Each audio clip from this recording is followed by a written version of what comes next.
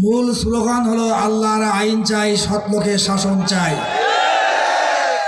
আল্লাহর আইন এবং সৎলোকের শাসন কার্যকর করার মাধ্যমে নূতন বাংলাদেশ আমরা গড়তে চাই, মানবিক বাংলাদেশ আমরা তৈরি করতে চাই। এই জন্যে দুর্নীতি মুক্ত হওয়া আবশ্যক এবং জরুরি।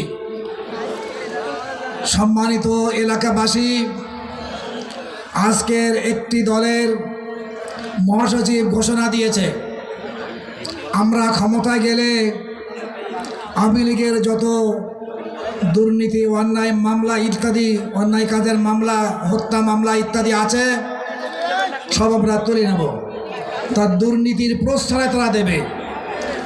তারা এই কথাও বলেছে যে নৌকার পাশে ধানের শীষ থাকবে, অর্থাৎ 1 টাকার ইফিট উফিট মাত্র। এই জন্য এই দুর্নীতিকে আমাদেরকে অবশ্যই দূর করতে হবে। চাই দুর্নীতিকে দূর করতে, তাহলে আমাদেরকে দাঁড়িপাল্লার পক্ষে বাংলাদেশ ব্যাপী ভোট দিয়ে আমাদের এই সরকার, দাঁড়িপাল্লার সরকার, একদল জোট সরকার গঠন করতে হবে।